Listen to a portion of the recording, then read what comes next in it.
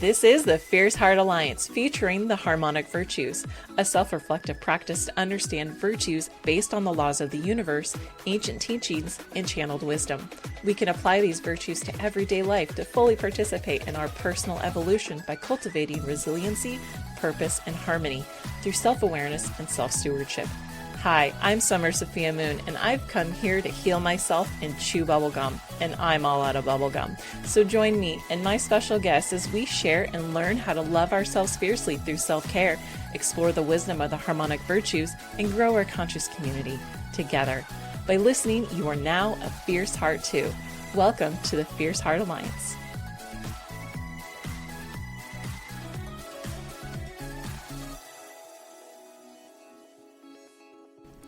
Before we begin today's topic, I'd like to say thank you to our listeners. You're always welcome here. Thank you to our ancestors, spirit guides, and friends who are assisting us today. May these words be a force for good and timelessly infused with light and held in the frequency of rose quartz and spread healing and peace around the world. May it connect to both our consciousness and unconsciousness for the highest and most benevolent outcomes for all. If there's any words left unsaid, we trust in spirit to make things right and let it gently ease into our consciousness as necessary for understanding in our own time, in our own way. And so it is. Thank you.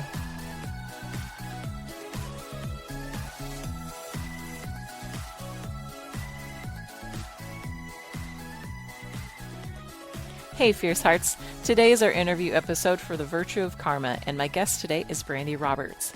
She's a Reiki Master who's done immense research around our physiology and the meridian system, especially as it relates to trauma distortion and other energetic mishaps that occur in life. She also guides and helps people develop their spiritual gifts and talents. Thanks for joining us today. You're welcome. Thanks for having me. You know, we've all heard that the slang karma is a bitch.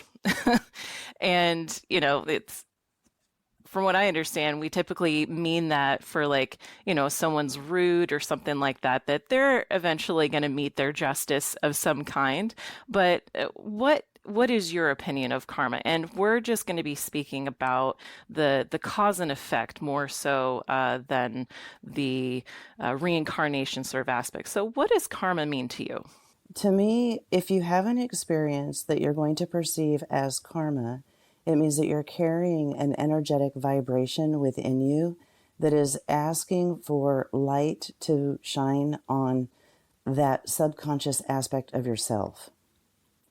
So if you get frustrated in conversation with someone, what I do is I take it back and say, okay, why did I get frustrated? There's a piece of me that reacted to this, right? The Buddha says the middle way is the way to go. Don't react to anything left, right, or whatever. Walk your middle path, which to me is like, oh, okay, I see where you are on your journey. You decided to make a comment that ruffled my feathers. Those feathers ruffled were mine. So I'm going to own it. I'm going to take it back. I'm going to review it and find out why the distortion occurred within myself that I had to have a reaction. And to me, that is sort of what karma looks like. Situations present so that you can take a look at what is hiding within your own psyche. That's one of the rules that we have in one of my women's circles that I'm a part of. And we have these ground rules in order to create this healthy container. And one of the rules is if someone says something that triggers you, it's a chance for you to look at that trigger. It's not necessarily about the person itself, but it's a moment for, like you said, to reflect into yourself. That's awesome. That's wonderful. Right. And you can almost look at those people as a gift. Yes. A teacher. Right. Yeah. And so, when we're talking about karma, and like I said, we're not going to dive into the whole past lives or reincarnation, but, do you have an opinion about, when people say I have a past life or they're doing past life work? I was just thinking about it and realizing that you never hear people say, oh, my future life. And why do you think people only have like a past life experience and they don't have that quote unquote future life or anything like that? Like, what's your take on that? That's a really great perspective for a question, actually. I appreciate that. And, it's a real fear factor. It's really difficult for people to want to accept their now and self project it forward to some sort of a vision board or to some sort of higher level potential. People have experiences where they do see their future all the time. And for me, I really only see it like this life. I don't necessarily leap to the next life, but to reinvent themselves in today and give that vision of the now to the future it is sort of where you can instantly change it to positivity by letting things go and creating that vision for the future. As it relates to karma, it would be, I guess, what you'd let go of today. It would kind of clean that plate off for tomorrow, which really is designing your future self now. As far as future life, that's a direction I really don't leap to. For me, it's more this life and this instance and this particular path of what you want to reinvent for yourself and clear up. Yeah, absolutely.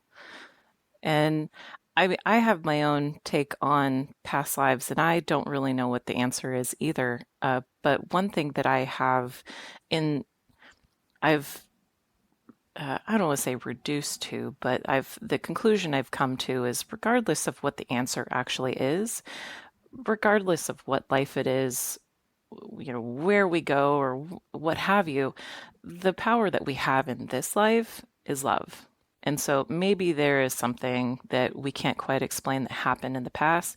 My power is love, and I can show compassion, and I can forgive those things, and they're out of my control. It's almost like surrendering to the things you cannot control. I can't control what happened in a past life. That's not what I'm doing right now. That's not my mission right now. My mission is this life, and I can forgive and I can love. And I feel like that empowers us instead of getting into the victim mentality of, oh, I was this or that. I feel like that could be a very slippery slope. And, some people have to go through that. But I think some people can also get mired in that, and that stifles flow, that stifles growth, and development in this life. So it's a very subjective path, I think. I actually agree with you on that. Reminding people not to continue to tell their story over and over again and hold that energetic vibration to their body is basically what I heard you just say. And I that's so beautiful. So beautiful. Thank you. Yeah. Yeah. Well, so when we're talking about this aspect of karma, we're talking about the cause and effect. And so, what does the principle of cause and effect mean to you? That's an interesting question. And it's so funny that you asked me that because I've just recently been really in touch with my inner youth child self and my inner voice from childhood. And it's like when you're growing and you're different, right? We're all different. We start building these little, I don't know what you call them, roadblocks, I guess. And they kind of become stickers, or like if, you plant your foot in the ground. No, I'm not doing that. When I grow up, I'm not doing that. Rewinding those is beneficial because those little flags were done out of youth angst. And they build us up to adult angst and adult, some sort of an energetic entitlement of what we will and won't do. Letting those go and reconciling those to your wisdom as you grow, and letting go those baby flags you planted as no, I will not do that, is really in such a great service to yourself to let the cause and the effect go, because likely you're your own cause when you decided to be so angry and bitter or frustrated at the trauma that you experienced or perceived to experience in some cases, however it lands in your particular life. But the effect is what you can change. That's what you have control of now. Yeah. The cause was the past, the effect is now, and you might have hints and reverberations of the cause, and right now you have the opportunity to act or act in maybe a different way, or choose that I could go down that path and I could get mired in that, or I could choose something different. Precisely. Yeah. Yeah. Do you have any examples of maybe how that has shown up for you? Well, yes, actually, another recent experience that I just had when I started my spiritual journey, I had an incredibly powerful experience with Archangel Michael. And I took from the situation that he came to me only because I had reached a certain level of work. And I realized that I had sort of ran with that theory. And this was about 6 years ago that I had this experience. And about a month ago, I was sitting in meditation and I realized, kind of like with a bonk on the head, I have not been asking for help. It was completely away from me to do that. And in my review of how that experience with Archangel Michael 6 years ago related to that, came to surface from when I was little. No, I can do it myself. I can do this myself. I am me. I can just handle this all myself. And so reconciling that to my little self, which surfaced in my spirituality through a gifted vision with Archangel Michael.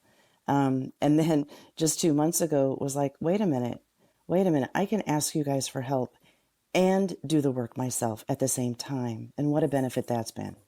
So I created my own stumbling block when I decided with that energy. Yeah. And that's a really good point when you talk about the energy. So, here at the Fierce Heart Alliance and the Harmonic Virtues, we talk about the vibration of emotions. And one of the quickest ways to start changing your karma for the better is to be kind. And so, my question for you is, what does kindness mean for you? Once I learned how to be kind, it's just recognizing everybody is unique, everybody's different, and everyone is okay as they are. To me, that is kind. Polishing it up meant really working on myself, how to shine that out and own it. I don't think it's an easy thing to do, but it can be done, and it really starts with being kind to yourself. Once you know how to be kind to yourself, then you can recognize how to be kind to others, I feel. And it just starts with for me, just like a flat out acceptance of everyone as is. Sorry, I just felt like I needed to add that. Perfect. That's wonderful. Yeah. And so, how do you show kindness to yourself? So I honor everything about me. If I'm hungry and I'm with a group and I need to eat, I don't stay with a group. I get myself some food. If I need to do something for myself, I put myself first in all ways. And it's taken a lot. This is another thing I think that people have a hard time doing. Everybody really focuses on putting other people first. I had to recondition myself to everything from personal business to what I show outward had to be restructured to where I mattered first. And it's kind of fascinating. As I started putting myself first, I became timely. I wasn't late all the time. I'm slowed down. I'm not rushing everywhere I go. And nothing is a chore anymore. It's made a real big difference when you can sort of destructure yourself, your thinking back to your body matters, your mind matters, what you need to do matters, and nothing is so urgent that it can't wait for you. Well, do you have any random acts of kindness that you like to do or that you have done? Ooh, you know, as a spiritualist and a Reiki master and an energy healer, what I usually do is I just observe conversation when I'm out and about. And the other night I was at a casino and there was a couple of ladies there choosing to dish all of their medical problems. And I thought, okay, guides, I'm here for a reason. They're here talking very loudly and they've got my attention. Is there something I could do? And so I just open it up, I flare Reiki, and then I just say, thy will be done. And I do that often. I do that, for people on the street who are asking for assistance in various ways. And that's a way that I like to share. That for me is powerful because that is who I am. And that's how I like to be kind when I'm out, which I think was your question. Yeah, absolutely. And getting back to the kindness for yourself and putting yourself first, do you feel that there are constructs in society that causes us to, or what do you think the root is about that? Because it feels to me that it's kind of something that women in particular, we're supposed to be selfless and, taking care of others before we can take care of us. Like, do you feel like that there's something there, or there's something to society, or what do you think that stems from? You could say that it's society to women, but I think it's society to everybody. So what I have discovered is once you know your own authenticity and what makes you tick, what makes you the type of being you are, then you understand your flair of kindness. Not everybody has the same type of ways that they have empathy or compassion for what's around them. And I mean, I think it goes both ways for men and women. I don't think it's one particular. Men kind of get excluded from the caring and compassionate aspect. And so I really think that's both sides of the table. And it is society, it's religion, it's all kinds of things. And it's just whatever you're going to allow to supersede your own internal thoughts. So I don't think it's anyone specific. Anybody can be that to themselves. Yeah, it's fair. That's true. I would totally agree. Do you have anything else that you want to share about kindness?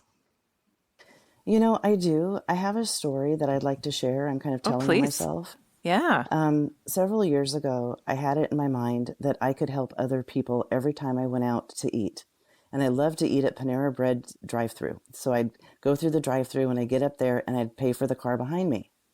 And then at the end of the month, I'd call my dad and go, Dad, I'm a little short. Can you help me out? And he would always help me out when I needed it here and there. But I learned a really valuable lesson. I was following a random act of kindness sort of idea by going there and paying for the person's meal behind me before I was financially stable enough to be that. And that was actually one of the things that I learned about myself. It's like, oh, wait a minute. Maybe I should do me instead because, me giving in that regard isn't my best, number one. And it isn't actually something that I could financially easily do. So, making that was sort of a random act of kindness mishap. It was like a misguided gift. So making sure, again, that you're in alignment with what it is that you are doing, I think is also very, special to notice about yourself. That it's like an authentic action. Right, that you're just not maybe hopping on some sort of a bandwagon. Oh, it's random act of kindness day. Maybe I should go buy something or do something like the rest of maybe what I see in society in my neighborhood, whatever, however that looks to you. Yeah. And I did that. I did. And I recognized that it wasn't really, I wasn't in a position to do that at that time. You know what I mean? Yeah. What's your take on the kindness ripple effect? And it sounds like paying for someone else's meal was maybe a way for you to start your own ripple. Did you have any idea that maybe someone else would do that for someone else, or like what was your take on all of that, of the kindness ripple or the ripple effect of Great kindness? question. For me, it was always about making somebody else's day. And I don't think I really thought much beyond that. It just made me feel good. It's kind of an interesting question now that you asked me that. I'm wondering um, if it was so self-satisfying that I couldn't see through it, that it was also not, and I'm just thinking on the fly, not necessarily the best thing to do. But there's other ways. Another example is I went into this store one time and there was a young lady there, very pale skin, very, very pale hair, and she had on the brightest lipstick that Mm. was not her shade. But it was obvious that she chose it. She was wearing it with pride. Mm. And so I chose to say, your lipstick is lovely. Mm. And I didn't lie. I didn't say, oh, I love that on you. I didn't say anything like that. What I did is I pointed out, I recognized She had done it on purpose to make herself feel better. And I wanted to lift her up in that moment. And in that regard, I think that went miles as far as how the rest of her day may have gone. Oh, absolutely. Being Yeah. seen. Right. Being recognized for what it is she wanted to demonstrate that day. Absolutely. Yeah. So, It's interesting you speak about the kindness. You're doing it for how it makes you feel, but also trying to make someone else's day. The Random Acts of Kindness Foundation has done a lot of research, and one of the points that they say is that being kind is actually a two-way street, and there's reward for the giver and the receiver. And so the giver actually gets the reward centers light up in the brain just as if they were to receive as well. It's pretty interesting. wow. I really felt those words that you just spoke to me. Lovely. Yeah, there's kindness increases a lot of things for us, and they've done a lot of research about how there is actually a ripple effect, excuse me. So it can increase oxytocin, the love hormone, which can increase self-esteem and optimism in the face of anxiety. Participants in one study found that they felt stronger and more energetic after helping someone while also feeling more calm. People who volunteer have a 44% increase in lifespan and longevity with fewer aches and pains. And then it can also increase serotonin, which is the feel-good chemical that antidepressants stimulate. So it's pretty incredible. Being kind is good for your health, essentially. Wow. That's incredible. That sounds like it. And after reading all of that, when I found all of that out, going back to something that you said earlier, is that we also need to remember to be kind to ourselves. And that's where it really starts. And I think it's easier almost to be kind to people outside, to other people, rather than being considerate and being kind to ourselves. And I think a lot of people have this negative self-talk that they will just berate themselves, but they'll open a door for someone else. And I think it starts with us, and it starts at square one. We need to remember to be kind to ourselves, and then that will authentically ripple out to other people. That'll just be your being, just who you are. Yeah, I agree. Wonderful. Well, is there any other tidbits that you'd like to share? I mean, if we want to tie that kindness to karma, I would Sure. say that they would go hand in hand. The more kind you are, the less negative experiences that you would have. If you're going to own the identity of kind, then that feels like it would really go hand in hand with letting go of things and not experiencing karmic situations. That's beautiful. Well, that concludes our episode for today. Thank you so much, Brandy Roberts, for sharing all your wisdom. Thank you. Thank you. Blessings to you. Have a beautiful day. Well, that's our episode for this week. Feel free to leave any comments you might have about your experience with karma to keep the conversation going. Please like and subscribe. It helps this podcast more than you know. And you can always follow the Fierce Heart Alliance on Facebook and Instagram for weekly inspiration. Next week is our integration episode for the virtue of karma, where I go into deeper aspects of karma and I share channeling from my guides. Take care, Fierce Hearts. Till next time.